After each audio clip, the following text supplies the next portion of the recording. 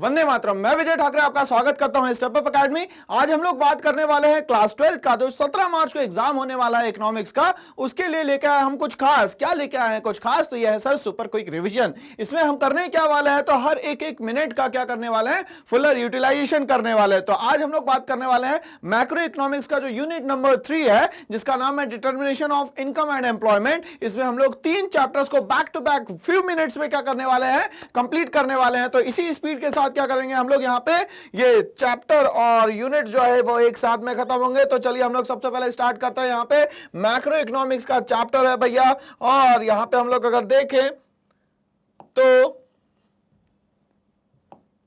Macro economics के chapter में हम लोग यहां पे जो टॉपिक का नाम है determination of income and employment, मतलब पैसा कहां से आएगा और नौकरी किस तरीके से लोगों की लग पाएगी, ये सब हम लोग यहां पे डिस्कस करने वाले। तो सबसे इंपॉर्टेंट क्या है, सबसे पहले यहां पे पैसा, कि पैसा कहां से आएगा। मगर यहां पे पैसे हमारी बात नहीं हो रही है, हाउस होल्ड की बात नहीं हो रही है, यहां पे पैसे की बात हो रही है, मतलब यहां पे कंट्री के इनकम की बात हो रही है, which is known as the national income. क्या कहलाता है यहाँ पे, ये नेशनल इनकम। चलिए हम लोग स्टार्ट करते हैं। टॉपिक नंबर 1 जो है वह है हमारा एग्रीगेट डिमांड और द एग्रीगेट एक्सपेंडिचर। इसका मतलब क्या होता है समझे हम लोग, refers to the total value of final goods and services. ऐसी final goods and services which all the sectors of an economy are planning to buy. सारे सेक्टर्स जो है वो सोच रहे हैं कि हम लोग को ये चीजें खरीदनी चाहिए। और हमारे पास सेक्टर कितने होते हैं सर जी, 3।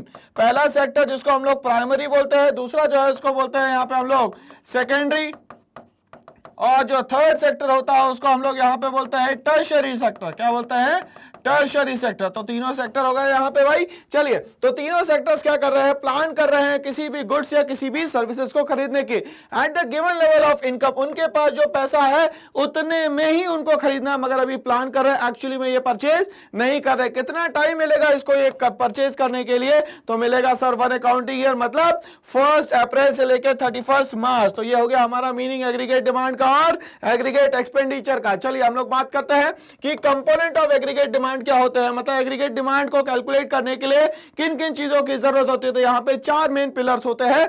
चलिए समझते हैं। Whenever we spend our money on a particular commodity it adds up in aggregate demand. अगर हम लोग किसी भी चीज को खरीदने की सोचते हैं, या हम लोग जहां पे भी अपना पैसा स्पेंड करते हैं, तो ये सब कुछ किस में आता है सर जी, एग्रीगेट डिमांड में आता है। Okay, aggregate demand consist of 4 element. Aggregate demand में कितने एलिमेंट्स आते हैं, 4। सबसे पहले हम लोग बात करते हैं प्राइवेट फाइनल कंजप्शन एक्सपेंडिचर की। यहां पे इसको हम लोग डिनोट करेंगे कैपिटल सी से। कैसे से डिनोट करेंगे भैया, कैपिटल सी से। दूसरा होता है इन्वेस्टमेंट एक्सपेंडिचर, मतलब कि हमारा पैसा जब हम लोग सेव कर लेते हैं, कहीं ना कहीं उसको इन्वेस्ट किया जाता है, ताकि उससे क्या कर सके हम लोग यहाँ पे आउटपुट ले सके या हम लोग प्रॉफिट ले सके। इसको बोलते हैं यहाँ पे investment expenditure. Next one is the government expenditure. सरकार जो हम लोगों पे खर्चा करती है वो कंज्यूमर गुड्स पे भी करती है और वो कैपिटल गुड्स पे भी करती है। And the last one is the export minus import, which is known as the net export. तो यहाँ कॉम्बिनेशन कितने चीजों का हो गया सर जी, 4 चीजों का हो गया। पहला क्या हो गया सर जी, कंजप्शन एक्सपेंडिचर, जिसको हम लोग बोल रहे हैं यहाँ पे प्राइवेट फाइनल कंजप्शन एक्सपेंडिचर। दूसरा क्या हो गया, I for investment expenditure, G for government expenditure, X minus M का मतलब हो गया नेट एक्सपोर्ट। बट यहां हम लोगों को इस साल बात करनी है क्लास 12 के लिए सी प्लस आई की। किसकी बात करनी है सिर्फ हमें, सी प्लस आई की। तो एग्रीगेट डिमांड का फॉर्मूला क्या हो गया सर जी, यहाँ पे सी प्लस आई। याद रहेगा एग्जाम तक। चलिए अब हम लोग आगे बढ़ते हैं, यहाँ पे एग्रीगेट सप्लाई की बात करते हैं।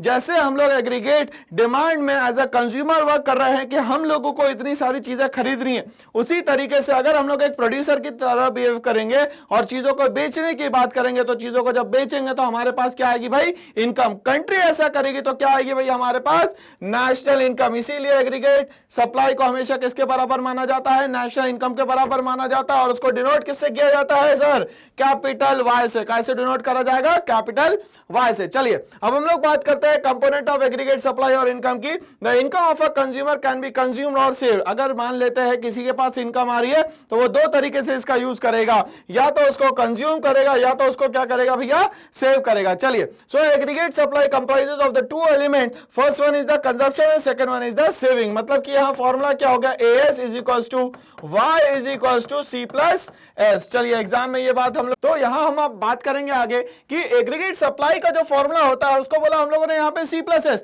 बट सर ये प्रूफ कैसे करेंगे हम लोग C+S? तो इसके लिए क्या करा हम लोगों ने यहाँ पे एक स्केड्यूल बनाया है। क्या बनाया भैया? स्केड्यूल। इजी लैंग्वेज में हम लोग इसको टेबल भी बोल सकते हैं भाई। चलिए तो इसमें सर यहाँ पे जो एजम्पशंस में आप सारी चीजें लेंगे उसको याद कैसे करना है? तो भाई एक बात मेरी याद रखिएगा, जो वाई मतलब जिसको हम लोग यहाँ पे नेशनल इनकम बोल रहे हैं उसको हमेशा 100 के मल्टीपल्स में लेना है। इनकम की स्टार्टिंग होगी 0 से, फिर क्या करना है 1 3 5 7 9 के मल्टीपल्स में इसको मूव ऑन करवाना है। मतलब यहां पे क्या नहीं करना है, इवन नंबर से मल्टीप्लाई नहीं करना है। तो पहली इनकम हो गई 0, दूसरी 100, तीसरी 200, तीसरी उसके बाद क्या हो गई 300 एंड अप टू 400। मतलब 100 के मल्टीपल्स में कंटिन्यूअसली हम लोग बढ़ते चले जा रहे हैं। अब अगर हम लोग कंजप्शन की बात करते हैं तो यहाँ कंजप्शन में 40 के मल्टीपल्स लेने हैं। क्या लेना है सर? 40 के मल्टीपल्स। 40 के मल्टीपल्स कैसे लेना है भैया?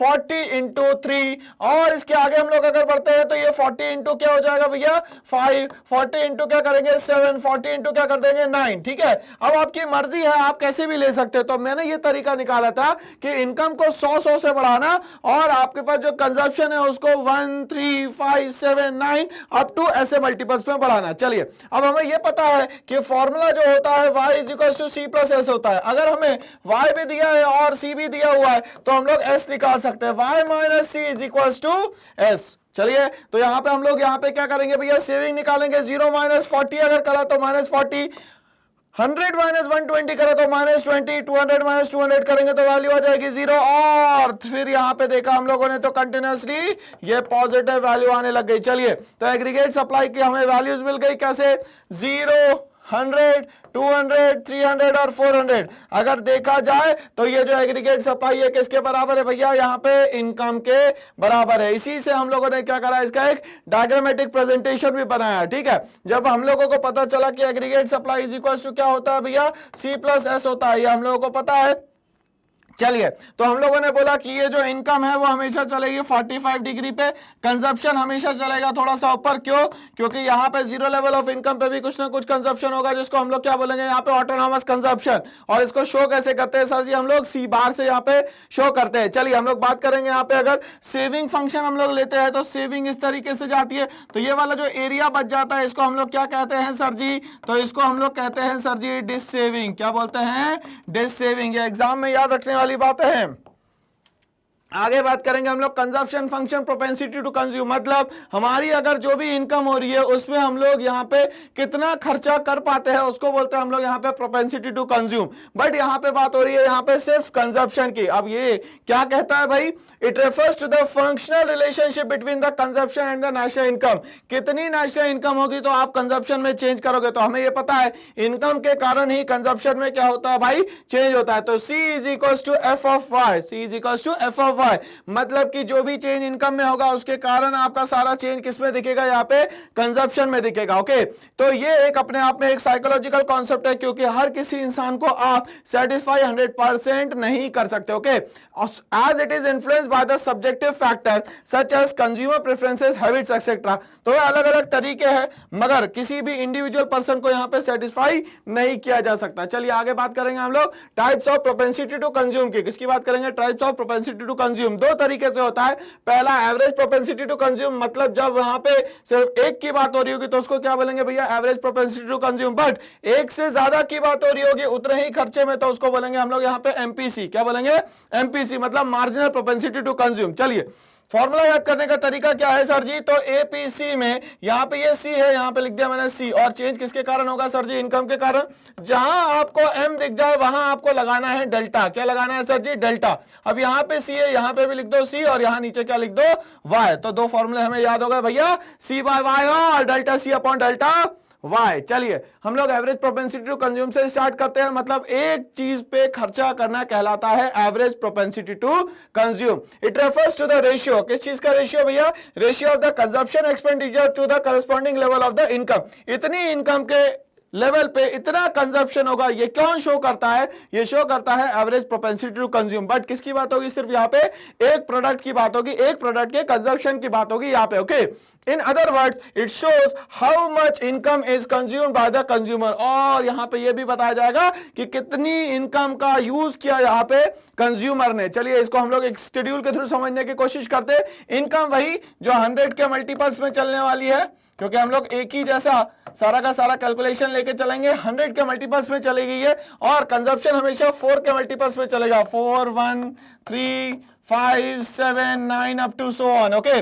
चलिए फॉर्मूला क्या होता है भैया, APC is equal to C by Y. चलिए तो 0/40 करा तो यहाँ पे वैल्यू निल, 100/120 करा तो आ गया यहाँ पे 1.20, 200/200 इज 1, 300/280 is 0.933 एंड 400 अगर ये 360 करते हैं या सी बाय वाई अपन लोग करते हैं तो ये वैल्यू ऐसे आ रही है। चलिए अब ध्यान देने वाली बात क्या है सर जी, इस एपीसी में कंटिन्यूअसली वैल्यू जो है वो क्या हो रही है, डिक्रीज होती चली जा रही है। और फॉर्मूला क्या याद रखना है sir, basically C by Y. क्या रहेगा formula sir, C by Y. चलिए तो फॉर्मूला भी याद हो गया हम लोगों को यहाँ पे सी by Y.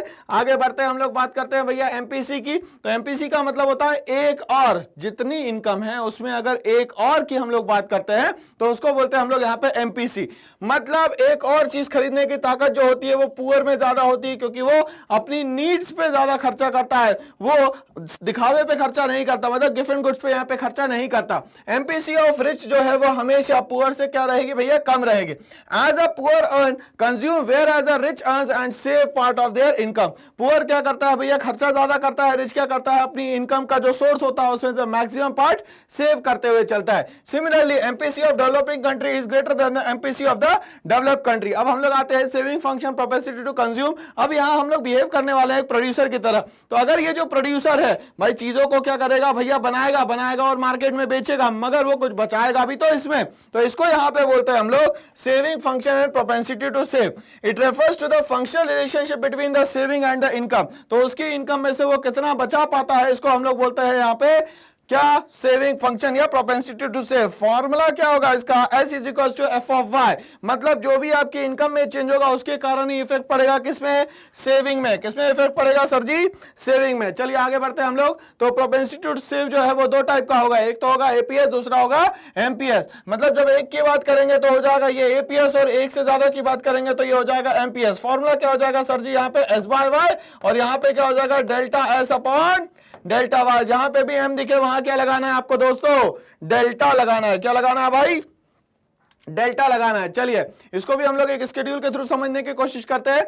APS it refers to the ratio of saving to the corresponding level of income. ठीक है, तो ये सेविंग की बात करता है इस लेवल ऑफ इनकम पे कितनी होगी। In other word it shows that how much income is saved by the consumer, कितना पैसा आप बचा सकते हो ये आपको यहां पे बताना है। फॉर्मूला क्या हो गया sir ji, S by Y. चलिए हम लोग अब क्या करते हैं, इसको एक स्केड्यूल के थ्रू समझने की कोशिश करते हैं। फॉर्मूला क्या है भैया इसका, तो फॉर्मूले के हमें चाहिए भैया इनकम, कंजप्शन और सेविंग चाहिए। चलिए फॉर्मूला हमें ये याद है, y is equal to C plus S. y हमें दिया हुआ जो कि 100 के मल्टीपल्स में होगा, c 40 के मल्टीपल्स में होगा।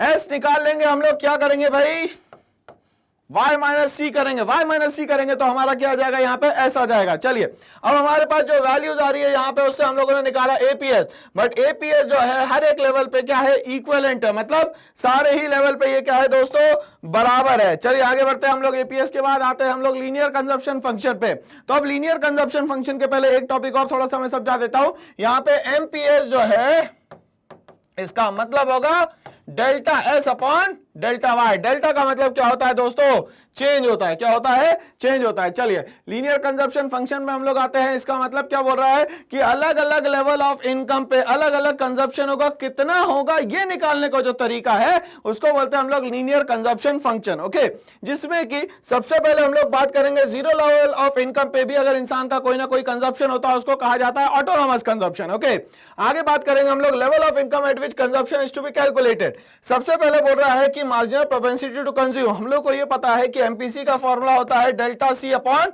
Delta Y. इसका मतलब कि जितना पैसा है उसमें वन मोर एडिशनल को बनाने का जो भी खर्चा है वो कितना होगा, मतलब उतने ही पैसे में हम लोग एक और चीज अगर खरीद पाते हैं तो उसको बोलते हैं हम लोग यहाँ पे एमपीसी। कंजप्शन फंक्शन का फॉर्मूला क्या है भैया, C bar plus B into Y, where C bar is the autonomous consumption, B is the value of MPC and Y is the national income. चलिए यहां तक ये बात हमें समझ में आ गई है। आगे बढ़ते हैं हम लोग इसी के साथ। लीनियर सेविंग फंक्शन की बात करें तो in order to calculate the level of income saving at any level of income, मतलब किसी भी लेवल ऑफ इनकम पे आप जो भी सेविंग कैलकुलेट करना चाहते हैं उसको हम लोग बोलते हैं सेविंग फंक्शन। क्या बोलेंगे? Saving function. ये कैसे निकाली जाएगी? तो सर जी यहाँ पे जो ऑटोनॉमस कंजप्शन होगा ये अपने आप में नेगेटिव ऑटोनॉमस कंजप्शन बन जाएगा। क्यों? क्योंकि यहाँ पे सेविंग नहीं होती, पहले क्या होती है? डिससेविंग। इसीलिए यहाँ पे जो कंजप्शन है वो भी क्या हो जाएगा? यहाँ पे नेगेटिव ऑटोनॉमस कंजप्शन हो जाएगा। ठीक है। Level of income at which the consumption is to be calculated minus C bar plus 1 minus B. अब ये 1 माइनस बी क्या हो जाएगा सर जी? एमपीएस हो जाएगा। और वाई तो हमें पता है क्या होता है भैया? नेशनल इनकम होता है। चलिए ध्यान से समझिएगा, एक बात याद रखना है हम लोगों को कि MPC plus MPS is equal to क्या होता है? 1 होता है। क्या होता है? MPC plus MPS is equal to 1 होता है। ओके, चलिए यहां तक कि हम लोगों को कैलकुलेशन समझ में आने लग गया है। आगे बढ़ेंगे इसी के साथ। ये हम लोगों ने पूरा का पूरा सिस्टम एक ही जगह स्केड्यूल में रख दिया है। चलिए, तो हम लोगों को पता है इनकम का कैलकुलेशन क्या होगा भैया? 100 के मल्टीपल्स में होगा, 100, 200, 300, 400। अगर कंजप्शन की बात करेंगे तो यहाँ पे जो हमारी वैल्यूज होंगी वो होगी 4 के मल्टीपल्स में। किसके मल्टीपल्स में? 4 के मल्टीपल्स में। 40, 120, 200, 280 एंड 360। सेविंग की बात करें तो हमें पता है formula y is equal to C plus S. अगर हम लोग का एस निकालना है तो क्या करना पड़ेगा? y minus C is equal to S. तो यहाँ पे देखिए पहले जो वैल्यूज आएगी वो नेगेटिव आएगी, तो इसको क्या बोलेंगे हम लोग? यहाँ पे नेगेटिव सेविंग। क्या बोलेंगे? Negative saving. या तो बोल सकते हैं हम लोग इसको डिस सेविंग। क्या बोलेंगे सर जी? Dissaving. फिर वैल्यू जो है वो इक्विलिब्रियम पॉइंट मतलब 0 पे आ जाएगी और ये फिर अप टू मार्क चलते जाएगी, मतलब यहां पे ये पॉजिटिव सेविंग होगी। चलिए, अब हमें फॉर्मूले के लिए क्या क्या रिक्वायर्ड है भैया? तो डेल्टा सी, डेल्टा एस और डेल्टा वाई रिक्वायर्ड है। चलिए, डेल्टा सी का मतलब क्या हुआ भैया? यहां पे जो चेंज हो रहा है कंजप्शन में उसको हम लोग डेल्टा सी से यहां पे शो करेंगे। डेल्टा एस मतलब सेविंग में जो चेंज हो रहा है यहां पे उसको शो करेंगे, और डेल्टा वाई मतलब कि इनकम में जो चेंज हो रहा है उसको यहां पे शो किया जाएगा भैया। चलिए, तो डेल्टा सी में देखिए हर बार कितने का चेंज हो रहा है भैया? 80 का चेंज हो रहा है, और सारे ही क्या है भाई? पॉजिटिव चेंज है। अगर हम लोग सेविंग में बात करेंगे तो -40 से -20 जाएगा, ये भी पॉजिटिव 20 चेंज है। तो यहाँ पे डेल्टा एस की वैल्यू भी क्या हो गई भैया? 20, 20, 20, 20 हो गई। और डेल्टा वाई की वैल्यू देखेंगे तो हर बार कितने का चेंज है? 100 का चेंज है। एमपीसी की वैल्यू निकालनी है तो फॉर्मूला क्या होता है भैया हमारा? Delta C upon delta Y. और एमपीएस की वैल्यू देखनी है तो क्या निकालना है भैया? Delta S upon delta Y. देखिए अब एमपीसी की वैल्यू जो है सबकी 0.80 आ गई। और अगर हम लोग देखें तो MPC plus MPS is equal to होना चाहिए 1। देखिए हर बार क्या हो रहा है? इनका जो सम टोटल है वो किसके बराबर आ रहा है? 1 के बराबर आ रहा है। मतलब हमारे कैलकुलेशन 100% सही है। तो एक स्केड्यूल के थ्रू पूरे चैप्टर के हम लोगों ने जो भी चेंजेस है वो यहाँ पे देखे। चलिए आगे बढ़ते हैं हम लोग। अगर मान लेते हैं इसका एक न्यूमेरिकल आ जाता है तो क्या करना है भाई? तो यहाँ पे गिवन दिया है C bar is equal to 40, B is equal to 0.80। इसकी हेल्प से हम लोग क्या निकाल सकते हैं सर जी? एमपीएस। तो ये एमपीएस क्या होता है भाई? तो एमपीएस का मतलब होता है MPC plus MPS is equal to 1। तो अगर एमपीएस निकालना है तो क्या हो जाएगा? 1 माइनस एमपीसी। तो 1 माइनस 0.80 कर दिया जाएगा तो कितना हो जाएगा? 0.20 हो जाएगा। लेवल ऑफ इनकम कितनी दी है? 2000। फॉर्मूला पुट किया। फॉर्मूला क्या होता है sir? C is equal to C Y plus B into Y. चलिए फॉर्मूला पुट किया तो इसकी वैल्यू कितनी आ गई भैया? 40 प्लस 1600 इज इक्वल टू 1640। अगर मान लेते हैं इसको सेविंग फंक्शन से करना होता तो क्या करेंगे? तो ये जो ऑटोनॉमस कंजप्शन है ये क्या हो जाएगा भैया? नेगेटिव हो जाएगा। और यहाँ पे वैल्यू किसकी लेनी पड़ेगी सर? यहाँ पे सेविंग की वैल्यू लेनी पड़ेगी, मतलब एमपीएस की वैल्यू लेनी पड़ेगी। चलिए वैल्यू पुट जब करी हम लोगों ने तो सेविंग कितना आया सर जी? यहाँ पे 360। चलिए यहां तक एक न्यूमेरिकल भी हम लोगों को समझ में आ गया। आगे बात करते हैं हम लोग यहाँ पे कंजप्शन एंड सेविंग फंक्शन क्या एक दूसरे के कॉम्प्लीमेंट्री है? क्या एक दूसरे की जगह ले सकते हैं? बिल्कुल लगभग जगह ले सकते हैं ये। क्यों? क्योंकि y इज इक्वल टू क्या होता है sir ji? C plus S होता है, मतलब कंजप्शन प्लस सेविंग होता है। चलिए बोथ कंजप्शन एंड सेविंग करो complementary to each other as they together make up their income. क्योंकि दोनों मिलते हैं तभी जाके क्या बनती है? किसी की इनकम बनती है। और वो इनकम यहाँ की नहीं है, कंट्री की इनकम है। तो क्या बोला जाएगा यहाँ पे इसको? National income. Therefore if one of them is known then other can be easily obtained. अगर एक दिया है तो दूसरा निकालना बड़ा ही आसान है। जैसा s is equal to Y minus C और c is equal to Y minus S. अगर हम लोग इसको यहाँ पे एक डायग्राम के थ्रू देखते हैं तो भी हम लोग बहुत आसानी से समझ पाएंगे। यहाँ पे y इज इक्वल टू सी बोला गया है और जो y है नेशनल इनकम है वो हमेशा 45 डिग्री पे चलती है और ये थोड़ा ऊपर जाता है consumption just because of the autonomous consumption. But यहाँ सेविंग की बात करें तो ये नेगेटिव रहता है, तो इसको क्या कहा जाता है सर जी? Dissaving. क्या कहा जाता है? Dissaving. और ये देखिए इसके मीटिंग पॉइंट मीटिंग पॉइंट बिल्कुल एग्जैक्ट है, मतलब दोनों एक दूसरे के क्या है भाई, कॉम्प्लीमेंट्री है। क्या है, कॉम्प्लीमेंट्री है। चलिए आगे बात करते हैं हम लोग इन्वेस्टमेंट फंक्शन की। क्या होता है investment function? It refers to the expenditure incurred on creation of new assets. किसी भी चीज को नया खरीदना है तो उसके लिए जो आपको खर्चा करना पड़ेगा, that is known as investment function. क्या कहलाएगा भैया, इन्वेस्टमेंट फंक्शन। चलिए एग्जांपल पे इन्वेस्टमेंट ऑन बिल्डिंग कहे, मशीनरी कहे, या तो हम लोग कहे कि फिक्स्ड एसेट्स को खरीदने में जो भी खर्चा लगेगा उसको हम लोग कहते हैं यहाँ पे इन्वेस्टमेंट फंक्शन। चलिए आगे बात करेंगे। Basically investment function are of two type. कितने टाइप के होते हैं? दो टाइप के। पहला होता है ऑटोनॉमस और दूसरा होता है इंड्यूस। तो इसमें भी एक बात याद रखनी है, एक में फायदे के लिए किया जाएगा और एक में फायदे के लिए नहीं किया जाएगा। चलिए ऑटोनॉमस की हम लोग बात करते हैं। ये बोलता है कि एक ऐसा इन्वेस्टमेंट जो कि चेंज इन लेवल से, चेंज इन लेवल किसका भैया, इनकम के चेंज इन लेवल से जिसपे कोई भी फर्क नहीं पड़ता, उसको बोलते हैं हम लोग autonomous investment. And is not induce for the profit motive. दो बात याद रखनी है, एक तो इनकम का इस पे कोई इफेक्ट नहीं पड़ता, दूसरा ये मेनली किसके लिए नहीं किया जाता, प्रॉफिट के लिए नहीं किया जाता। तो चाहो नहीं चाहो आपका इन्वेस्टमेंट ये हमेशा होगा ही होगा, इसीलिए इसको क्या कहा गया भैया, ऑटोनॉमस इन्वेस्टमेंट। देखिए ये इनकम आपकी बढ़ गई मगर आपका जो ऑटोनॉमस इन्वेस्टमेंट है इसमें कोई भी चेंज नहीं हुआ। It is income inelastic. और ये क्या होगा, हमेशा इनकम इनइलास्टिक होगा। ये असर्शन और रीजन में पूछा जा सकता है। Investment remains constant even when income increases. ये बोल रहा है इन्वेस्टमेंट जो है हमेशा कांस्टेंट रहेगी, अगर आपकी इनकम बढ़ जाए तो भी और इनकम ना बढ़े तो भी। चलिए इंड्यूस्ड इन्वेस्टमेंट की बात करते हैं, मतलब ये प्रॉफिट के लिए नहीं होगा। चलिए it refers to the investment which depends upon the profit expectation. तो भैया ज्यादा पैसा लगाओगे तो ज्यादा मिलेगा, कम लगाओगे तो कम मिलेगा। ऐसे इन्वेस्टमेंट को क्या बोलते हैं हम लोग, तो इसको बोलते हैं सर जी इंड्यूस्ड इन्वेस्टमेंट। क्या बोलते हैं, induced investment. It is directly influenced by the income level. किससे अफेक्ट करेगी भैया, इनकम लेवल से करेगी। ठीक है, if income increase then investment also increase. ठीक है, तो भैया ये याद रखना है कि इनकम बढ़ेगी तो इन्वेस्टमेंट भी बढ़ेगा। मतलब कि ये देखिए अगर इनकम और बढ़ेगी तो इन्वेस्टमेंट और बढ़ता चला जाएगा। ठीक है ना। चलिए मतलब यहां पे प्रॉफिट भी मुद्दा रहेगा और इनकम बढ़ेगी तो इन्वेस्टमेंट भी बढ़ेगा। चलिए हम लोग बात करते हैं अब डिटर्मिनेंट्स ऑफ इन्वेस्टमेंट, कैसे हम लोग इसको मेजर करेंगे।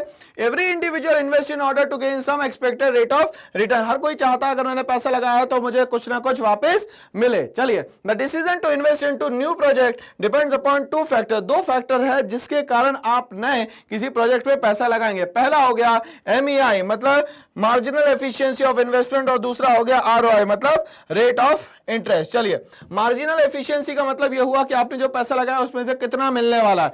बट उस पैसे लगाने के लिए मार्केट से भी आपने कुछ उधार लिया होगा, तो मार्केट को जो उधार देना है वो हो गया रेट ऑफ इंटरेस्ट। तो MEI क्या होना चाहिए, ज्यादा, मतलब मार्केट से ज्यादा आपके पास पैसा है और मार्केट को आपको कम देना पड़ेगा, तभी तो ये प्रॉफिट वाला क्या होगा भैया, सौदा होगा। चलिए तो मार्जिनल एफिशिएंसी ऑफ इन्वेस्टमेंट क्या होता है, it refers to the expected rate of return from the project in which we are about to invest. हम लोग जहां पे पैसा लगाना चाहते हैं उसको बोला गया यहां पे MEI। This could be the expected reward of the investment, और चाहता है वो कि उससे ज्यादा ही मिले जितना उसने पैसा लगाया है। ओके आगे बात करते हैं रेट ऑफ इंटरेस्ट की। It refers to the cost of borrowing money from financial market. Financial market से जो आपने पैसा एक रेट ऑफ इंटरेस्ट पे उठाया उसको बोलते हैं हम ROI। Investment is treated to be profitable one only. Investment profitable होगा जब आपका MEI ज्यादा होगा और ROI जो है वो क्या होगा भैया, कम होगा। चलिए दो वर्ड आते हैं हम लोग को याद रखना है एग्जाम में, x and saving and investment. अब एंड का मतलब क्या हुआ, उल्टा, अपोजिट। ठीक है, तो इसको बोलते हैं प्लान्ड और डिजायर्ड सेविंग एंड इन्वेस्टमेंट। मतलब हम लोग जो सोचते हैं वैसा होगा ऐसा जरूरी नहीं है, इसलिए हम लोग बोलते हैं कि हमारी सोच एंटी है, मतलब उल्टी है।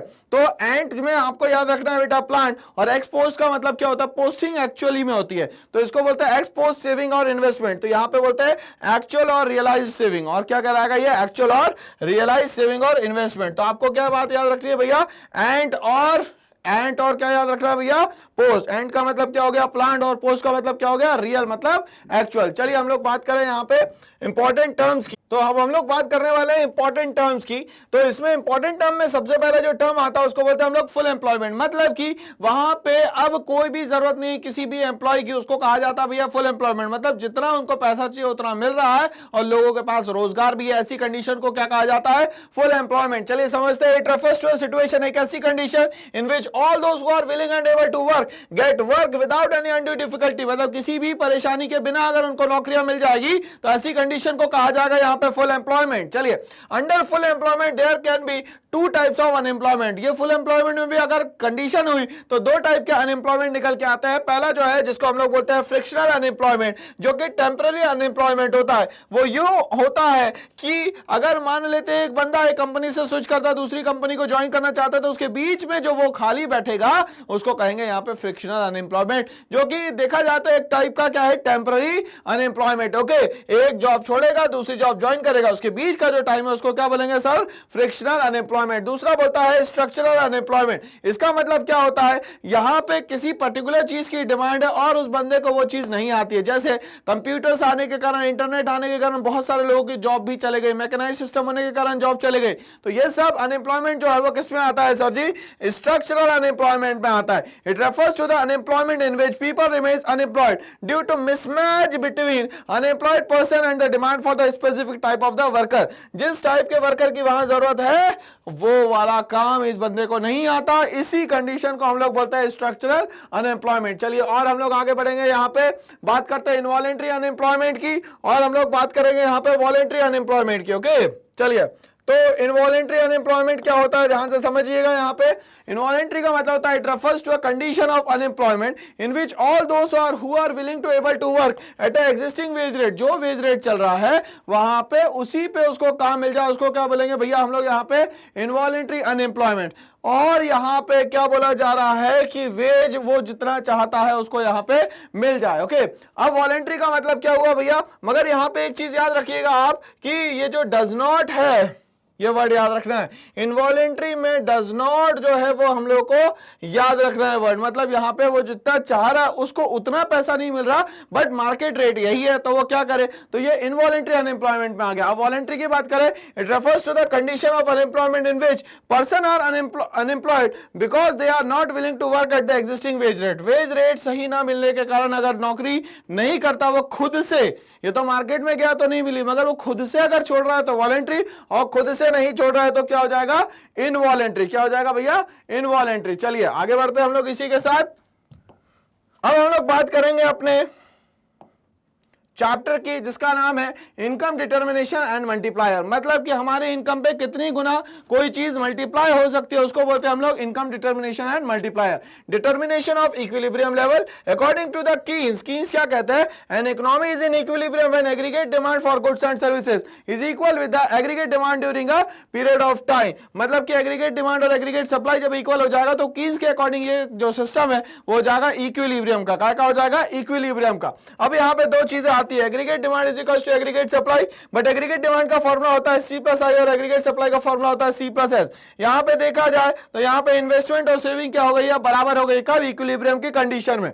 तो AD ad saving and investment are all planned और एक्स एंड वेरिएबल, इसीलिए ये सब क्या कहलाते हैं भैया, एक्स एंड वेरिएबल। मतलब कि प्लांट वे में काम होगा, यहाँ पे एक्चुअल वे में काम नहीं होगा। चलिए हम लोग समझते हैं, अप्रोच करते हैं डिटर्मिनेशन ऑफ इक्विलिब्रियम लेवल पे। तो दो अप्रोच रहेगी, एक तो एडीएस की अप्रोच और दूसरी रहेगी एस एंड आई की अप्रोच, मतलब सेविंग और इन्वेस्टमेंट की अप्रोच। ओके, assumptions की हम लोग बात करें, the determination of the equilibrium output is to be studied in the context of two sector model। किसके बेसिस पर रहेगा बेटा, टू सेक्टर मॉडल के बेसिस पर रहेगा। It means the household and the firm, एक बनाने वाला और एक ऐसी जगह जहां पे चीजें बनती है। It means it is assumed that there is no government and foreign sector, मतलब दो सेक्टर में ही पूरा काम होगा, यहाँ पे फॉरेन सेक्टर और गवर्नमेंट सेक्टर को एंटरटेन नहीं किया जाएगा, मतलब 3 सेक्टर और 4 सेक्टर मॉडल यहां नहीं लिया जाएगा। It is assume that investment expenditure is autonomous। Investment expenditure हमेशा क्या होता है, ऑटोनॉमस होता है, मतलब इनकम का इस पे कोई भी असर नहीं होने वाला है। Investment are not influence by the level of income, autonomous investment कभी भी इन्फ्लुएंस नहीं होती है लेवल ऑफ इनकम से। आगे बात करते हैं, price level is assume to be remain constant. जो प्राइस लेवल रहेगा किसी भी गुड्स एंड सर्विसेज का वो क्या रहेगा, इक्वल रहेगा। Equilibrium output is to be determined in context of short run. अब इक्विलिब्रियम आउटपुट किस में समझ में आएगा, हमेशा शॉर्ट रन में। किसमें समझ में आएगा भैया, शॉर्ट रन में। आगे बढ़ते हैं हम लोग इसी के साथ, aggregate demand and aggregate supply approach की हम लोग बात करेंगे यहाँ पे। According to the Keynes the equilibrium level of income in an economy is determined aggregate demand is equal to the total output और द एग्रीगेट सप्लाई। जब AD is equal to S होगा तभी जाके ये होगा इक्विलिब्रियम लेवल। चलिए इसको हम लोग समझने के लिए क्या करते हैं, स्केड्यूल का हेल्प लेंगे यहाँ पे। अब यहाँ पे इनकम देखिए वही का वही, मतलब कि 100 के मल्टीपल्स में, कंजप्शन जो है वो 40 के मल्टीपल्स में। अब हम लोग क्या कर सकते हैं, इनकम में से कंजप्शन को हटाएंगे तो हमारी आ जाएगी सेविंग सेविंग। अब हम लोगों को ये पता है कि लेवल ऑफ इनकम पे जो भी कंजप्शन होगा, अगर जीरो लेवल ऑफ इनकम पे जो भी कंजप्शन होगा वही हमारा इन्वेस्टमेंट होगा, और इनकम का कोई भी चेंज इन्वेस्टमेंट में नहीं पड़ता, मतलब इन्वेस्टमेंट हमेशा क्या होती है, कांस्टेंट। फॉर्मूला हम लोगों को पता है AD इज इक्वल टू होता है C प्लस I और AS इज इक्वल टू होता है C प्लस S। चलिए हम लोग ये देखते हैं कि इक्विलिब्रियम कौन सी कंडीशन पे आएगा। तो यहाँ पे बोल रहा है AD is equal to AS जो है वो इस वाली कंडीशन में आएगा, मतलब जब 400 रुपए इनकम होगी, कंजप्शन 360 होगा, 40 रुपए जब सेविंग होगी, तब जाके क्या होगा, हमारा एग्रीगेट डिमांड और एग्रीगेट सप्लाई इक्वल होगा, मतलब ये वाला पॉइंट जो है इक्विलिब्रियम पॉइंट होगा। इसके पहले सारे में AD जो है वो ज्यादा होगा और यहाँ पे AD जो है वो कम हो जाएगा। अगर हम लोग इसको एक डायग्राम के थ्रू बताने की कोशिश करें तो एग्रीगेट सप्लाई जो है हमेशा 45 डिग्री पे चलेगा और एग्रीगेट डिमांड जो है हमेशा थोड़ा सा ओरिजिन से ऊपर चलेगा, just because of the autonomous consumption. किसके कारण चलेगा भैया, ऑटोनॉमस कंजप्शन के कारण। चलिए द अबाउट डायग्राम, मतलब जो एक डायग्राम की अभी हम लोगों ने डिस्कशन किया, the about diagram explains the equilibrium condition in economy in which aggregate demand curve slopes upward from left to right. तो एग्रीगेट जो डिमांड है वो स्लोप्स हो रहा था लेफ्ट से right. The aggregate supply curve also slopes upward from left to right. Aggregate supply भी जो है वो क्या हो रहा था, अपवर्ड मूव हो रहा था, मगर ये कुछ इस तरीके से हो रहा था। ठीक है, ये इस तरीके से हम लोग इसको याद करेंगे। एट पॉइंट ई डैश, किसकी बात करेंगे भैया, ई डैश की। देखिए ई डैश दिख रहा है अपन लोगों को। चलिए ई से क्या बन गया भैया, ई डैश बन गया। Okay, the economy find its equilibrium where the aggregate demand and the aggregate demand for the goods and services is equal to the aggregate supply. जहां पे एग्रीगेट डिमांड और एग्रीगेट सप्लाई बराबर हो जाती है, उस पॉइंट को हम लोग कहते हैं यहाँ पे इक्विलिब्रियम पॉइंट। चलिए अब हम लोग अब बात करने वाले हैं यहाँ पे इफेक्टिव डिमांड की। It refers to that level of aggregate demand, एक ऐसा एग्रीगेट डिमांड का लेवल विच बिकम्स इफेक्टिव, वो काम करने लगेगा because it is equals to the aggregate supply of the economy. ऐसा एक कंडीशन जब यहाँ पे एग्रीगेट डिमांड और एग्रीगेट सप्लाई दोनों ही बराबर हो जाएगा, उस समय पे जो डिमांड होगी उसको कहा जाएगा इफेक्टिव डिमांड। चलिए तो इसमें तीन कंडीशन बनती है। अगर एग्रीगेट डिमांड ज्यादा हो जाता है एग्रीगेट सप्लाई से तो क्या होगा, when economy is facing the condition of excess demand, तो ये क्या हो जाएगी कंडीशन भैया एक्सेस डिमांड की, then it would resort to increase in the employment and level of output. तो लेवल ऑफ एम्प्लॉयमेंट भी बढ़ेगा और लेवल ऑफ आउटपुट भी बढ़ेगा till the point where the economy find its equilibrium. कब तक ये पॉसिबल हो पाएगा, जब तक ये इक्विलिब्रियम पॉइंट पे ना आ जाए। चलिए number 2 condition, aggregate demand is less then aggregate supply. अगर एग्रीगेट डिमांड कम हो जाता है और एग्रीगेट सप्लाई ज्यादा हो जाती है तब क्या होगा, ड्यू टू एक्सेस सप्लाई। अब यहां पे कंडीशन क्या बनती है सर जी, एक्सेस सप्लाई की।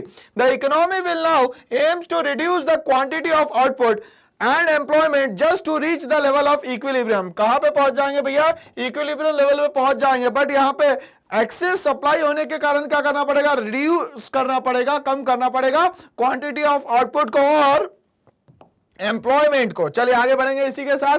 सेविंग एंड इन्वेस्टमेंट अप्रोच की बात करते हैं हम लोग, जो हमारी दूसरी अप्रोच थी। पहली थी AD एंड AS अप्रोच और दूसरी जो है वो है S&I अप्रोच, सेविंग और investment approach. According to this approach the equilibrium level in the economy is determined at a point where the planned investment, देखिए यहाँ एक्चुअल इन्वेस्टमेंट की बात नहीं करी गई है, प्लान्ड इन्वेस्टमेंट की बात करी गई है, is equal the planned saving. किसके बराबर मानी जाएगी, ये प्लांट सेविंग के बराबर मानी जाएगी। ओके, इनकम वही हमें रखना है 100 के मल्टीपल्स में, 0, 100, 200, 300, 400 एंड 500।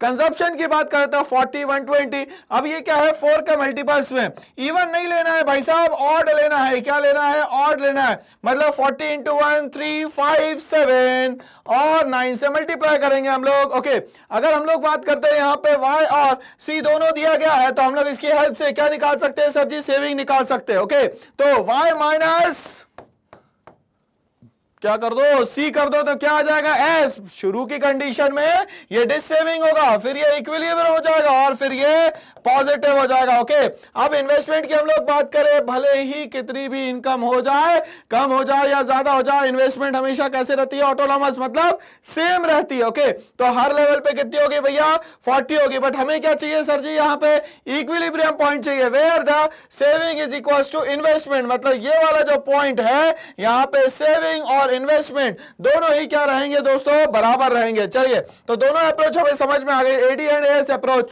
और एस एंड आई अप्रोच। चलिए आगे बात करते हैं हम लोग। The schedule and diagram represent about the equilibrium condition in economy, the economy finds it equilibrium. अब हमें पता है एक ऐसा पॉइंट जहां पे दोनों ही एडी और एस मिलेंगे और एस और आई मिलेंगे, उसको कहेंगे हम लोग equilibrium point. Okay, where the planned saving is equal with the planned investment. Planned saving किसके बराबर हो जाएगा, प्लांट इन्वेस्टमेंट के बराबर हो जाएगा। अब हम लोग बात करते हैं कंडीशन की, when saving is less than investment, तब क्या होगा? It implies that the household are demanding much more what is produce. जरूरत से ज्यादा हाउस होल्ड मांगने लग जाए जितना बना नहीं है यहाँ पे। Okay, then as a result the economy would plan to increase its production till the point where S is equals to I. तो यहाँ पे जो इंडस्ट्रीज है वो ज्यादा प्रोडक्शन करेगी जब तक कि हम लोग कहां ना पहुंच जाए, इक्विलिब्रियम पॉइंट पे ना पहुंच जाए। ओके, आगे बढ़ेंगे हम लोग इसी के साथ। अगर सेविंग ग्रेटर है इन्वेस्टमेंट से तो क्या होगा? It means that the household are not consuming as much as the firm expected. जितना फर्म एक्सपेक्ट कर रही है उतना ये कंज्यूम नहीं कर रहे। As a result the inventory stock rises about the desired level. इसके कारण इन्वेंट्री स्टॉक जो है वो बढ़ जाएगा पहले से। And to clear the unwanted stock of the economy would plan to reduce the level of, जो एक्स्ट्रा बच गया है उसको क्या करना है, मार्केट में फ्लो कर देना है। इससे क्या हो जाएगा, हम लोग saving is equals to investment वाली अप्रोच पे पहुंच जाएंगे, जिसको हम लोग बोल रहे हैं सर जी इक्विलिब्रियम पॉइंट। क्या बोल रहे हैं? Equilibrium point. चलिए यहां पे हम लोगों ने इस डायग्राम के थ्रू समझने की कोशिश करी।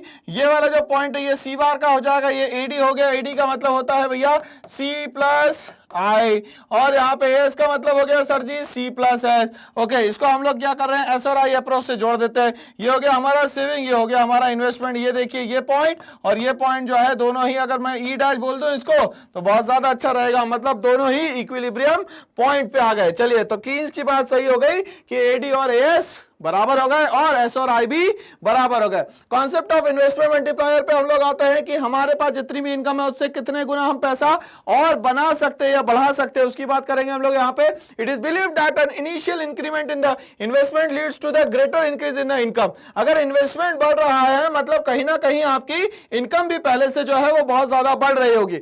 Multiplier expresses the relationship between N initial increment in the investment and the resulting increase in the aggregate income. ये बोल है कि इनिशियल में जो भी चेंज हुआ है वो कहीं ना कहीं एग्रीगेट इनकम के बढ़ने के कारण हुआ होगा। It is tell us how many time the income of the consumer increases as a result. Multiplier में ये बताता है कि कितना गुना कितना टाइम बढ़ा है, इसका कैलकुलेशन जो है मल्टीप्लायर में बताया जाता है। ओके, तो मल्टीप्लायर को डिनोट किया जाएगा के से। कहां से डिनोट किया जाएगा भैया? के से। It is the ratio of the increase in the national income to the increase in the investment, और इनकम और इन्वेस्टमेंट का ये रेशियो है। चलिए एक एग्जांपल के थ्रू समझने की कोशिश करते हैं। किसी बंदे की इनकम 2 लाख रुपए थी और वो बढ़ के 2,16,000 हो जाती है, तो इनकम में कितना इंक्रीमेंट हुआ भैया? 16,000 रुपए का। ओके, चलिए अगर हम लोग बात करते हैं यहाँ पे उसकी इनकम के बाद हम लोग बात करेंगे भैया उसके इन्वेस्टमेंट में कितने का इंक्रीज हुआ, तो 20,000 से आ गया 24,000। चेंज कितने का हुआ सर जी?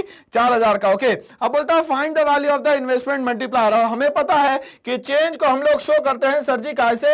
डेल्टा से। कैसे? डेल्टा से, मतलब प्रीवियस और करंट दोनों के बीच का जो डिफरेंस है उसको किससे शो करेंगे? किससे सिंबल से भाई? तो शो करेंगे यहाँ पे डेल्टा से। चेंज इन इन्वेस्टमेंट की हम लोग बात करें तो ये हो गया 24,000 माइनस 20,000 4,000, और चेंज इन इनकम की बात करेंगे तो 2,16,000 में से मान लेते हैं 2 लाख चला जाएगा तो बच जाएगा सिर्फ 16,000। यहाँ पे हम लोगों को फॉर्मूला पता है के इज इक्वल टू होता है delta Y upon delta I, मतलब change in income upon change in investment. तो 16,000 upon 4,000, it implies that the income increases 4 times as of the investment. तो ये बोल रहा है कि इनकम बढ़ने के कारण इन्वेस्टमेंट में कितना गुना बढ़ गया भैया? 4 गुना ज्यादा बढ़ गया। People spend a part of there increase income on the consumption and depends upon the MPC. किस पे डिपेंड करता है? उसका खर्चा करना एमपीसी पे। There exist a relationship between the MPC and the multiplier, higher than the MPC more will be the value of multiplier and the vice versa. अगर MPC की वैल्यू बढ़ेगी तो ऑटोमेटिकली मल्टीप्लायर की वैल्यू भी यहाँ पे बढ़ेगी। We know that y is equal to c plus I, मतलब इक्विलिब्रियम की कंडीशन में जो आपकी इनकम होती है वो हमेशा कंजप्शन और इन्वेस्टमेंट के बराबर होती है। चलिए अब हम लोग बात करते हैं यहाँ पे नेक्स्ट टॉपिक की, जिसको हम लोग बोलते हैं एक्सेस एंड डेफिशिएंट डिमांड। क्या बोलते हैं sir ji? Excess and deficient demand. अब ये क्या होता है भाई? कंज्यूमर जरूरत से ज्यादा अगर मार्केट में मांगने लग जाए चीजों को तो उसको बोलते हैं हम लोग एक्सेस डिमांड। ऐसे ही मार्केट में अगर ज्यादा चीजें प्रोड्यूस करके भेजना शुरू कर दे प्रोड्यूसर तो इसको बोलते हैं हम लोग यहाँ पे एक्सेस सप्लाई। तो यहाँ पे हम लोग बात करेंगे एक्सेस डिमांड और डेफिशिएंट डिमांड की। चलिए अब हम लोग को एक पता है चीज की कंज्यूमर हमेशा डिमांड करेगा और जो प्रोड्यूसर है वो हमेशा क्या करेगा सर जी, सप्लाई करेगा। If the economy is facing the condition of the excess demand और deficient demand, how does the central bank और the government of the country react? अगर मान लेते हैं ऐसा कुछ होता है तो जाहिर सी बात है यहाँ पे दो कंट्रोलिंग बॉडी बैठी हुई जिसका नाम है सेंट्रल बैंक मतलब रिजर्व बैंक ऑफ इंडिया, और दूसरी जो बॉडी है उसका नाम है गवर्नमेंट ऑफ इंडिया। ये कैसे रिएक्ट करेंगे? We will understand how RBI and the government deal with the condition of the excess and the deficient demand. मतलब कि अपनी जो पॉलिसीज बनाते हैं, जैसे आपकी गवर्नमेंट ऑफ इंडिया जो फिस्कल पॉलिसी बनाएगी और जो आरबीआई है वो बनाएगी मॉनेटरी पॉलिसी, इसके अकॉर्डिंगली क्या करेगी, ये कंट्रोल करेगी ऐसे सिस्टम्स को जैसे एक्सेस डिमांड हो गया और डेफिसिट डिमांड हो गया। Okay, it refers to the situation where aggregate demand is more than the aggregate supply. भैया एक्सेस डिमांड क्या कहलाता है? जब एग्रीगेट डिमांड ज्यादा हो जाए और एग्रीगेट सप्लाई क्या हो जाए, मार्केट में कम हो जाए। To the full level of employment of the output in the economy, but ये फुल एम्प्लॉयमेंट लेवल की यहाँ पे बात कर रहे हैं। In other words excess demand refers to a situation where actual aggregate demand becomes higher and the amount of aggregate demand required plan at full employment level. मतलब यहाँ पे एक्चुअल एग्रीगेट डिमांड बढ़ जाए और जो प्लान किया गया है वो इससे कंपैरेटिवली कम हो जाए तो भी क्या बोलेंगे, इसको हम लोग excess demand. Excess demand gives rise to the inflationary gap. इसके कारण जो गैप क्रिएट होता है उसको क्या बोलते हैं हम लोग, इन्फ्लेशनरी गैप। कौन सा गैप होता है भैया, ये इन्फ्लेशनरी गैप। चलिए इन्फ्लेशनरी गैप को समझने से पहले हम लोग ये समझते हैं कि सर इन्फ्लेशन क्या होता है। General rise in price of goods and services is known as inflation. रोजमर्रा की जो जिंदगी है उसमें जो भी चीजें महंगी हो जाती है, जो हम लोग रोज खरीदते हैं, फॉर एग्जांपल मिल्क हो गया, बटर हो गया, घी हो गया, ये रेगुलर हम लोगों का कंजप्शन होता है। अगर ये महंगा हो जाए तो इसको हम लोग बोलते हैं इन्फ्लेशन। बट ऐसा गैप अगर क्रिएट हो जाता है तो इसको बोलते हैं हम लोग inflationary gap. Okay, it is a gap by which the actual aggregate demand exceeds the planned aggregate demand required to establish full employment equilibrium. Point E dash indicates full employment equilibrium. ये देखिए यहाँ पे normal condition में ये point हुआ करता था, but aggregate demand बढ़ गई पहले से, तो ये क्या हो गया भैया, एक्सेस डिमांड बन गया। ठीक है, तो ये जो गैप है वो क्या है, इन्फ्लेशनरी गैप है। कौन सा है भैया, inflationary gap. Okay, due to increase in investment expenditure aggregate demand rises from AD planned to AD1 actual. It creates a situation of excess demand and the gap between them EF and the termed as the inflationary gap. तो ये जो gap create हुआ है इसको क्या बोला जाएगा यहाँ पे, इन्फ्लेशनरी गैप। क्या कहा जाएगा, इन्फ्लेशनरी गैप। चलिए रीजन हम लोग देखें अगर एक्सेस डिमांड के क्या क्या है, तो rise in propensity to consume. लोग जितना पहले चीजों को कंज्यूम करते थे उससे ज्यादा मार्केट में डिमांड करने लगेंगे क्योंकि उनके पास कहीं ना कहीं से पैसा आ रहा है, तो इसको क्या बोलेंगे हम लोग यहाँ पे, rise in propensity to consume. Reduction in taxes, अगर सरकार ने चीजें सस्ती कर दी तो भी लोग ज्यादा खरीदने लग जाएंगे। फॉल इन इंपोर्ट, अगर मान लेते हैं बाहर से सामान कम आने लग गया तो हमारे यहाँ का सामान ज्यादा बिकने लग जाएगा। राइज इन एक्सपोर्ट, अगर मान लेते हैं हमारे यहाँ से सामान ज्यादा चला गया तो हमारे यहाँ कम पड़ेगा तो लोग क्या करेंगे, जल्दी खरीदने की कोशिश करेंगे।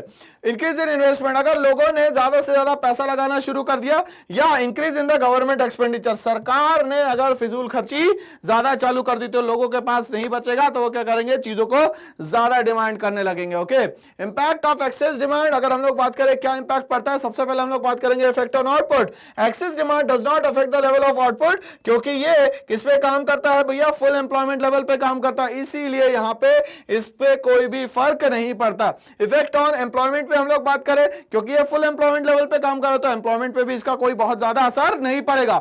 Access demand does not affect the level of employment as there already exist full employment level in the economy, क्योंकि यहाँ पे ऑलरेडी फुल एम्प्लॉयमेंट लेवल चल रहा था। न तो यहाँ पे आउटपुट पे कोई फर्क पड़ेगा, ना तो यहाँ एम्प्लॉयमेंट पे कोई फर्क पड़ेगा। Effect on general price level की हम लोग बात करें, हाँ इन्फ्लेशन क्रिएट हुआ था भाई, due to excess demand the general price level of the economy rises known as the inflation and the aggregate demand is more than the aggregate supply. Aggregate demand ज्यादा है, एग्रीगेट सप्लाई क्या है हमारी, कम है, जिसको हम लोगों ने क्या बोला भैया, inflationary gap.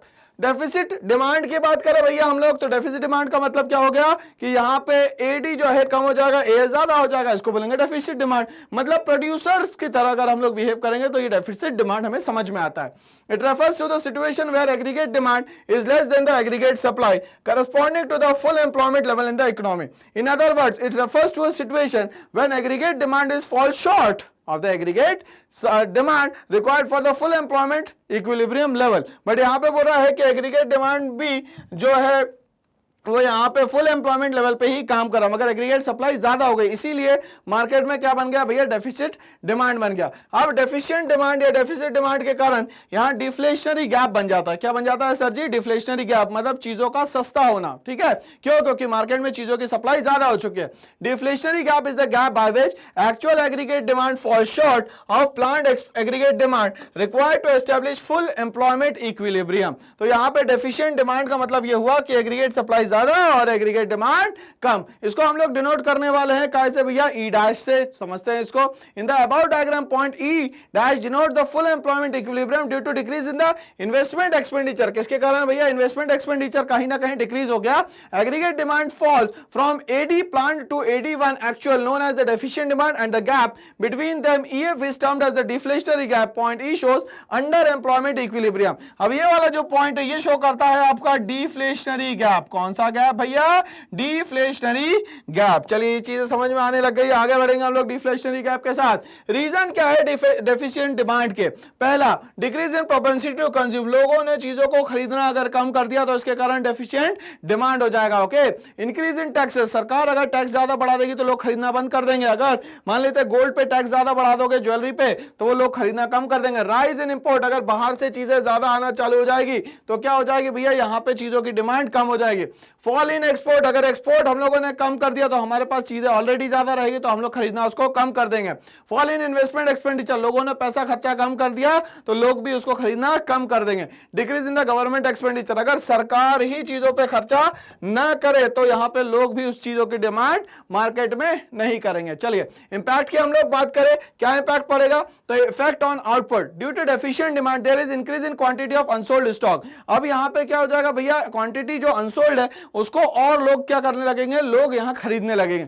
So the economy will plan to reduce the level of output. अब यहां पे अनसोल्ड स्टॉक ऑलरेडी मार्केट में, अगर आप और ज्यादा यहां पे उसको खरीदते हैं तो मार्केट में बचा हुआ भी तो है बहुत सारा गुड्स, तो उसका क्या करेंगे? तो डेफिशिएंट डिमांड के कारण यहां पे इंक्रीज हो जाता है क्या? Quantity of unsold goods. तो यहां पे चीजों को क्या करना पड़ेगा भैया? जब सप्लाई ज्यादा हो गई तो उसको सस्ता करना पड़ेगा। ओके। तो यहां पे लोगों को क्या करना पड़ेगा? प्रोड्यूसर को लेवल ऑफ आउटपुट को कम करना पड़ेगा। एम्प्लॉयमेंट की हम लोग बात करें, डेफिशिएंट डिमांड में इनवॉलंटरी अनएम्प्लॉयमेंट क्रिएट होती है, मतलब लोगों को उतना पैसा नहीं दिया जाता है जितना वो सोच के जाता है, due to fall in the planned output. Effect on general price level due to lack of demand, the general price level falls for the goods and services in the economy. तो जनरल लेवल जो है वो क्या हो जाता है? Prices का गिर जाता है। ओके। चलिए अब हम लोग बात करें कि इसको सही कैसे करना है। Measures to correct the excess demand, the economy faces the condition of excess demand due to rise in the money supply and availability of the credit easy term. लोगों के पास पैसा ज्यादा हो जाता है, इसीलिए लोग कहीं ना कहीं ज्यादा चीजों को आजकल खरीदने लगते हैं। चलिए फिस्कल पॉलिसी की बात करें हम लोग, to control the excess demand by the government, decrease in the government expending. अगर सरकार अपने खर्चे को कम कर देगी तो इसके कारण भी कहीं ना कहीं जो यहाँ पे एक्सेस डिमांड है उसको कंट्रोल किया जा सकता है। इंक्रीज इन टैक्सेस, सरकार अगर चीजों पे टैक्स ज्यादा बढ़ा देगी तो भी क्या हो जाता है भैया? जो एक्सेस डिमांड है उसको यहाँ पे कम किया जा सकता है। लोग ज्यादा खरीद रहे हैं क्योंकि उनके पास पैसा बहुत ज्यादा है। मॉनेटरी पॉलिसी की हम लोग बात करते हैं तो मॉनेटरी पॉलिसी को जो लुकआउट करता है वो करता है हमारा सेंट्रल बैंक, जिसको बोलते हैं हम लोग RBI. Quantitative instrument, decrease in the availability of the credit. एक काम करते हैं हम लोग, लोगों के पास जो एक्स्ट्रा पैसा बचा हुआ है उसको क्या कर देते हैं हम लोग? यहाँ पे कम कर देते हैं। तो इसमें क्या करें? सबसे पहले बैंक रेट को इंक्रीज किया जाए। बैंक रेट का मतलब आरबीआई जो लॉन्ग टर्म के लिए कमर्शियल बैंकों को पैसा देता है उसको बोलते हैं हम लोग बैंक रेट। अगर वो बढ़ा दिया जाए, 6% से 8% कर दिया जाए तो लोन महंगे हो जाएंगे, लोन महंगे हो जाएंगे तो लोग खरीदना चीजों को एक्स्ट्रा जो है वो कम कर देंगे। ओपन मार्केट ऑपरेशन अगर लॉन्च कर दिया जाए तो लोगों के पास जो एक्स्ट्रा पैसा है वो किसके पास आ जाएगा? वापस सरकार के पास आ जाएगा, मतलब गवर्नमेंट के पास आ जाएगा। एलआरआर अगर हम लोग बढ़ा देते हैं, एलआरआर बढ़ा देंगे हम लोग सीआरआर के थ्रू या एसएलआर के थ्रू, कैश रिजर्व रेशियो या स्टैट्यूटरी लिक्विडिटी रेशियो, दोनों ही कहीं ना कहीं कैश को या मनी को ब्लॉक करने का काम करते हैं। ठीक है। चलिए हम लोग क्वालिटेटिव इंस्ट्रूमेंट की बात करते हैं तो increase in the margin requirement. अब मार्जिन रिक्वायरमेंट का मतलब होता है कि आप लोग जितने के लिए अप्लाई करते हो उसमें से आपको कितना लोन अमाउंट सैंक्शन होता है उसको कहा जाता है मार्जिन रिक्वायरमेंट। अगर मान लेते हैं सरकार ने मार्जिन रिक्वायरमेंट बढ़ा दिया तो आपको लोन कम मिलेगा, तो इसके कारण आप ज्यादा खर्चा नहीं कर पाएंगे। मॉरल सुएशन, यहां समझाया जाता है लोगों को कि किस किस तरीके से पैसा खर्चा कर रहा है, किसको पैसा देना है, किसको पैसा नहीं देना है। सेलेक्टिव क्रेडिट कंट्रोल, लोगों को सेलेक्ट किया जाए कि इन्हीं लोगों को क्रेडिट देना है, अदरवाइज दूसरे लोगों को यहां क्रेडिट नहीं देना। Measures to control deficient demand, अगर डेफिशिएंट डिमांड होता है तो कैसे कंट्रोल करेंगे, तो डेफिशिएंट डिमांड कब होगा भैया, जब यहां एग्रीगेट सप्लाई ज्यादा होगा, एग्रीगेट डिमांड कम होगा। और यहां पर लोगों के पास क्या है, अवेलेबिलिटी नहीं है, तो अब लोगों के पास क्या पहुंचाना पड़ेगा, हमें पैसा पहुंचाना पड़ेगा। Fiscal policy to control efficient demand, policy by the government, number 1 increase in the government expending, सरकार अगर उस पर खर्चा करे, सरकार बताए कि ये चीजें खरीदने से आपका बहुत फायदा होगा, तो लोग खरीदने लगेंगे। जैसे हमारे यहाँ सीरियल्स, ग्रेन्स खरीदना थोड़ा थोड़ा कम कर दिया लोगों ने, अगर सरकार इसको बहुत ज्यादा क्या करती है, एडवर्टाइज करती है, लोगों को प्रमोट करके बोलती है, तो लोग खरीदना शुरू कर देंगे। डिक्रीज इन टैक्सेस, अगर चीजों को बेचना है तो सरकार को उस पर टैक्स कम करना पड़ेगा। चलिए मॉनेटरी पॉलिसी की बात करें आरबीआई की, तो इसमें सबसे पहले बोलता है ये क्वांटिटेटिव इंस्ट्रूमेंट में increase in the availability of the credit, लोगों के पास ज्यादा से ज्यादा क्या करे जाए, पैसे को पहुंचाया जाए। Number 1 decrease in the bank rate, bank rate सस्ता हो जाएगा तो लोग लोन लेना शुरू करेंगे, लोन लेना अगर शुरू कर दिया तो चीजें आराम से खरीदना शुरू कर देंगे। Open market operation, purchase of the security, सरकार की सिक्योरिटीज लोग खरीदना शुरू कर दे। एलआरआर की हम लोग बात करें जिसमें सीआर और एसएलआर आता है, उसको भी कम कर दिया जाए तो लोग ज्यादा लोन लेना पसंद करेंगे। आगे बात करते हैं हम लोग क्वालिटेटिव इंस्ट्रूमेंट की, जिसमें कि डिक्रीज इन मार्जिन रिक्वायरमेंट, मतलब कि पैसा बहुत ज्यादा ब्लॉक ना करे, ज्यादा से ज्यादा लोन अवेल करवाए। Moral suasion, advice to encourage lending, कहा जाए कि लोन लेने से आपको क्या क्या फायदे है। और सेलेक्टिव क्रेडिट कंट्रोल और विड्रॉल क्रेडिट राशनिंग, लोगों से कहा जाए कि भैया आप ज्यादा से ज्यादा लोन ले ताकि बैंक क्या कर सके भैया, पैसा कमा सके, किससे, with the help of spread. Spread क्या होता है भैया, तो लेंडिंग रेट और बोरिंग रेट का जो डिफरेंस होता है उसको कहा जाता है यहाँ पे स्प्रेड। तो इसी के साथ हमारा जो यूनिट नंबर 3 है मैक्रो इकोनॉमिक्स का ये समाप्त होता है। ऐसे ही और बहुत सारे शानदार और जानदार वीडियोस के लिए बने रहिए मेरे साथ। करना है एक छोटा सा काम, इस चैनल को लाइक शेयर और सब्सक्राइब करना है। Thanks for watching all.